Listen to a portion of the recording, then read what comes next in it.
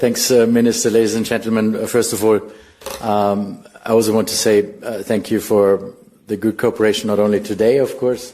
First of all, thank you for taking me to the border today. That was really incredibly interesting to see firsthand what it's about. Not just listening to you, of course, because you're always very outspoken when it comes to the security issues and also migration issues, but especially when it comes to protecting the eastern border in Brussels or Luxembourg or wherever. But to see it firsthand, I think is really key. And thank you for the good cooperation we had in the last months, last almost a year now since I came in office. You've been there for longer, but thank you for that really. And your input is really very much appreciated and very important also for the discussions we have on a European level. I've already travelled to several borders on the eastern flank, so in order to get a better understanding, I think that is what's key for the discussions we have on a European level. What the necessities are also, how to support the member states who are at the eastern border. That is, I think, very key. And the challenges we are facing, they are big, as you mentioned. They are significant, from threats to critical infrastructure, cyber attacks, weaponization of migration, so a lot of different threats. And we need an integrated response to all those threats.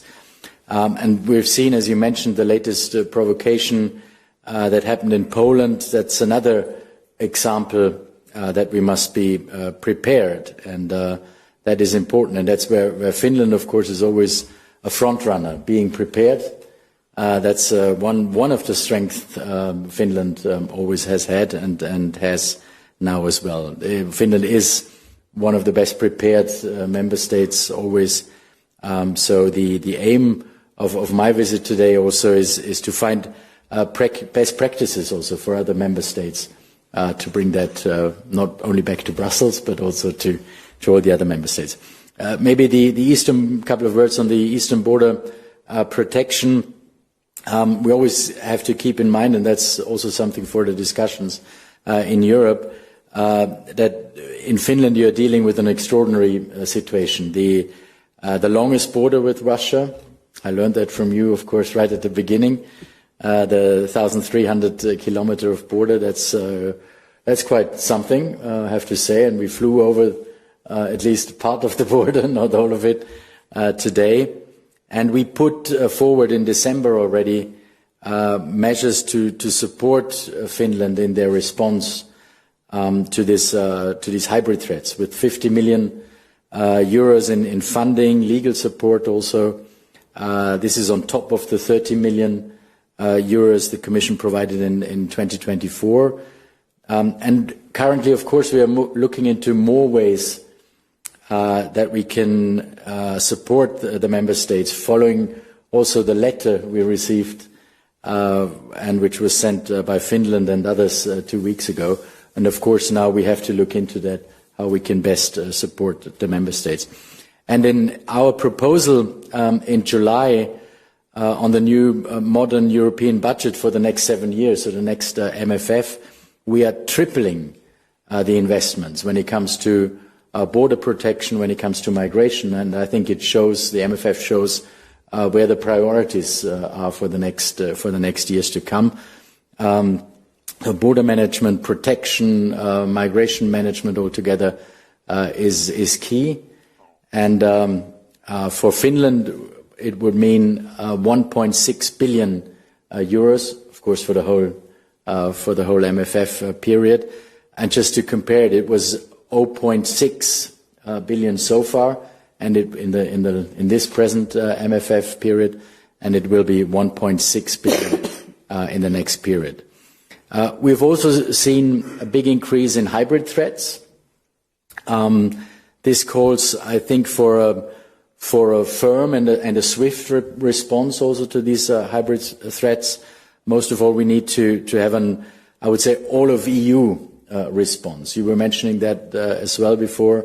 I think in all other member states we have to be more aware of the situation. There can be no question of Finland facing the threats on its own.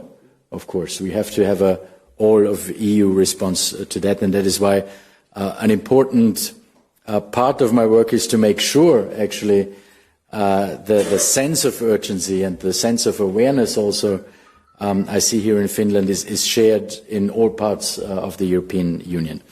You mentioned migration. Migration is, of course, also key, especially when it comes to fighting illegal migration. You were mentioning the big reform, the Pact for Asylum and Migration, and it's all about implementing this Pact now. I know the Pact is not 100% perfect, of course not, nothing is perfect, but it's a very solid and good basis we have on a European level, and I think it's really key to implement this Pact as soon as possible. And we also try to front load some of the pieces of the elements of the Pact that is important too. You were mentioning the return legislation, the regulation that is really also important, because it's not acceptable that only 1 out of 5 people who have a return decision are actually being returned. Finland is doing better than some other member states, but still I think it's just not acceptable. That's why we have to be quicker there as well. And with this new Pact altogether, I think we will have a swifter asylum procedure. That is also important, be quicker there as well. Stronger external border protection, because to get rid and to make Schengen also work again, not great again, make Schengen great again, but make it work again. I think we really have to work on that, on the external border protection as well, and also we will have less illegal movements within the European Union, and that will of course also help member states like Finland. Returns, I mentioned, I think that is key, that we are maybe a bit quicker there as well. We delivered the return legislation within the first 100 days, and now it's up to the Parliament and the Council to decide and to adopt this as quickly as possible. Because that's all about bringing our European house in order. And then that's the first step, but then of course we have another step. There's the external dimension. I think we need to get engaged more with third countries. That's why we also delivered on that safe third country concept, safe country of origin. That is also important to have innovative solutions, as you mentioned at the end of the day. And I think we have to step up there also time-wise a little bit more.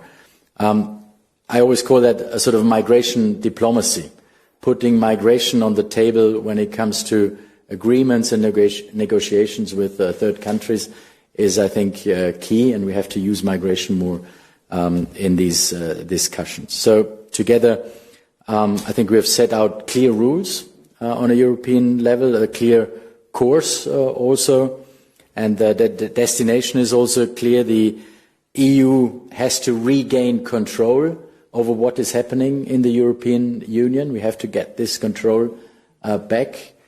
We were very, very much sort of supportive, I would say 10 years ago when we had the first crisis, but without any rules.